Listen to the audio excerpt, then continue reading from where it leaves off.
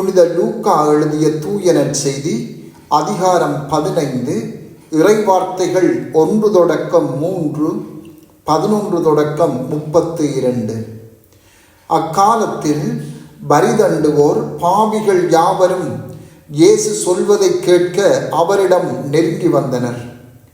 பரிசேயரும் மறைநூல் அறிஞரும் இவர் பாவிகளை வரவேற்று அவர்களோடு உணவருந்துகிறாரே என்று முணுமுணுத்தனர். அப்போது அவர் அவர்களுக்கு இந்த உவமையை சொன்னார். ஒருவருக்கு 2 புதல்வர்கள் இருந்தார்கள். அவர்களுள் இளையவர் தந்தையை நோக்கி, அப்பா, சொத்தில் எனக்குரிய பங்கை தாரும் என்றார். அவர் சொத்தை அவர்களுக்கு பகிர்ந்து அளித்தார். சில நாள்களுக்குள் இளைய மகன் எல்லாவற்றையும் திரட்டி கொண்டு தொலைநாட்டிற்கு பயணம் மேற்கொண்டார். அங்கு தாறுமாறாக வாழ்ந்து தம் சொத்தையும் பாழாக்கினார். அனைத்தையும் அவர் செலவழித்தார். பின்பு அந்த நாடு முழுவதும் கொடிய பஞ்சம் ஏற்பட்டது. அப்பொழுது அவர் வறுமையில் வாடினார். எனவே அந்நாட்டு குடிகளுள் ஒருவரிடம் அண்டி பிழைக்கச் சென்றார். அவர் அவரை பன்றி மேய்க்க தம் வயல்களுக்கு அனுப்பினார். அவர் பன்றிகள் தின்னும் நெற்றுக்களால் தம் வயிற்றை நிரப்ப விரும்பினார். ஆனால் அதை கூட அவருக்கு கொடுப்பாரில்லை. அவர் அறிவு தெளிந்தவராய், என் தந்தையின் கூலியாட்களுக்கு தேவைக்கு மிகுதியான உணவிருக்க நான் இங்கு பசியால் சாகிறேனே, நான் புறப்பட்டு என் தந்தையிடம் போய், அப்பா, கடவுளுக்கும் உமக்கும் எதிராக நான் பாவம் செய்தேன். இனிமேல் நான் உம்முடைய மகன் எனப்பட தகுதியற்றவன். உம்முடைய கூலியாள்களுள் ஒருவனாக என்னை வைத்துக் கொள்ளும் என்பேன் என்று சொல்லிக் கொண்டார். உடனே அவர் புறப்பட்டு தன் தந்தையிடம் வந்தார். தொலையில் வந்து கொண்டிருந்த போதே அவர் தந்தை அவரை கண்டு பரிவு கொண்டு ஓடிப்போய் அவரை கட்டி தழுவி முத்தமிட்டார். மகனோ அவரிடம், அப்பா, கடவுளுக்கும் உமக்கும் எதிராக நான் பாவம் செய்தேன். இனிமேல் நான் உம்முடைய மகன் எனப்பட தகுதியற்றவன் என்றார்.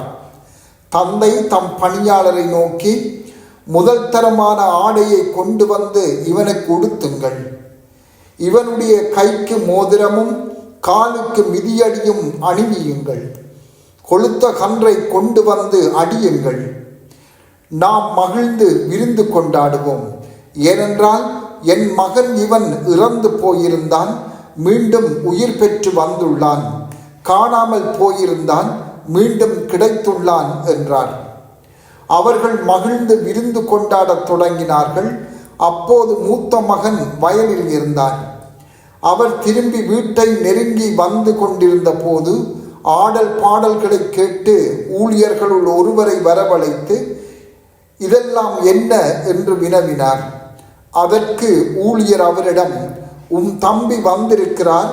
அவர் தம்மிடம் நலமாக திரும்பி வந்திருப்பதால் உம் தந்தை கொழுத்த கன்றை அடித்திருக்கிறார் என்றார். அவர் சினமுற்று உள்ளே போக விருப்பமில்லாமல் இருந்தார். உடனே அவருடைய தந்தை வெளியே வந்து அவரை உள்ளே வருமாறு கெஞ்சி கேட்டார்.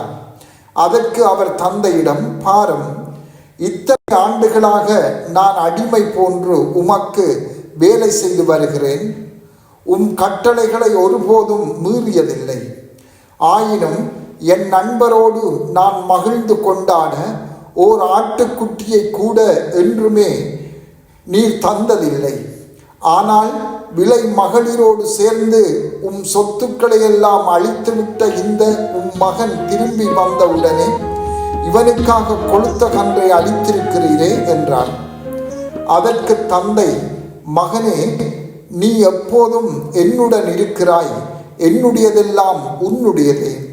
இப்போது நாம் மகிழ்ந்து கொண்டாடி இன்புற வேண்டும்.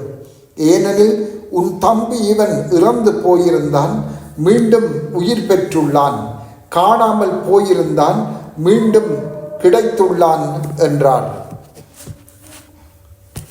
சிந்தனை. இன்று மிகவும் போற்றப்படுகின்ற காணாமல் போன மகனின் உவமையை நாம் வாசிக்க கேட்டோம். இந்த உவமையிலே வருகின்ற மூத்த மகனை இன்று எமது சிந்தனைக்கு எடுத்துக்கொள்வோம். இவர் தந்தைக்கு பிரமாணிக்கமாக இருந்து தந்தையோடு எப்பொழுதும் வாழ்ந்து கொண்டிருந்தவர். இளைய மகன் தன்னுடைய சொத்துக்களை எல்லாம் செலவழித்த பின்பு வறுமையுற்ற நிலையிலே, அவமானமடைந்த நிலையிலே தந்தையிடம் திரும்பி வந்து தன்னையும் ஒரு பணியாளாக ஏற்றுக்கொள்ளும்படி கேட்கிறார். ஆனால் தந்தையோ தன் மகன் திரும்பி வந்ததை கொண்டாட ஒரு பெரிய விருந்தொன்றை ஏற்பாடு செய்கின்றார். ஆனால் தந்தையோடு இருந்த மூத்த மகனோ இந்த கொண்டாட்டத்தில் பங்கு கொள்ளவில்லை. அனைத்தையும் இழந்துவிட்டு வெறுமையாக வந்து நிற்கும் மகனை கட்டி அணைத்து முத்தமிட்டு பெரும் விருந்து படைத்து கொண்டாடுவது முறையா? அல்லது தன்னோடு இருந்த மூத்த மகனுக்கு இதுவரையிலும் ஓர் ஆட்டுக்குட்டியை கூட கொடுத்து அவன் தன் நண்பர்களுடன் விருந்து கொண்டாட செய்யாதது சரியா? உலகத்தின் பார்வையிலே இவை இரண்டும் தவறானவை.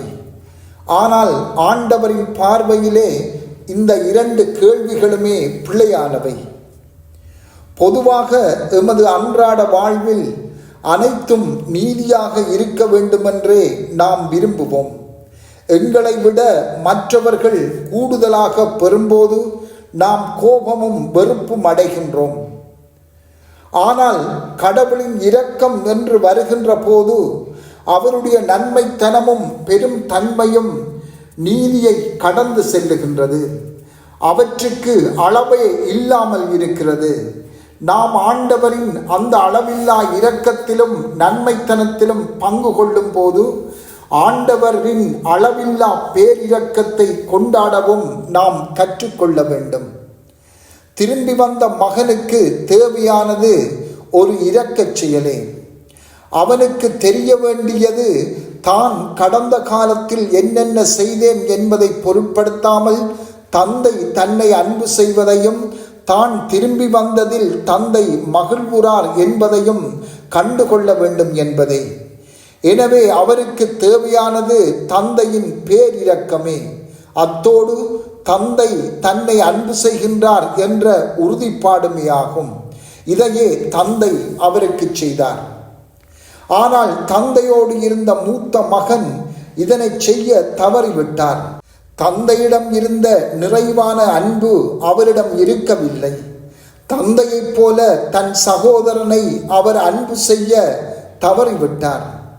தன் சகோதரனுக்கு அன்பும் ஆறுதலும் தேவை என்பதை கண்டுகொள்ள தவறிவிட்டார். தன் சகோதரன் மன்னிக்கப்பட்டார், அன்பு செய்யப்படுகிறார் என்ற உறுதிப்பாட்டை கொடுக்க தவறிவிட்டார். இரக்கம் நம்மிடம் நிறையவே எதிர்பார்க்கிறது. அது அறிவு, நீதி, நியாயம் என்பவற்றை கடந்து நம்மிடம் எதிர்பார்க்கிறது. நாங்கள் ஆண்டவரிடமிருந்து நிறைய இரக்கத்தை எதிர்பார்க்கின்றோமா? அப்படியாயின் நாமும் அதை மற்றவர்களுக்கு நிறைவாக கொடுக்க வேண்டுமென்று எதிர்பார்க்கப்படுகின்றோம். செபம். ஆண்டவரே, எம்மால் இயன்ற அளவும் அன்பை, இரக்கத்தை, மன்னிப்பை மற்றவர்களுக்கு கொடுத்து வாழும் பெரும் தன்மையை தாரும். ஆமென்.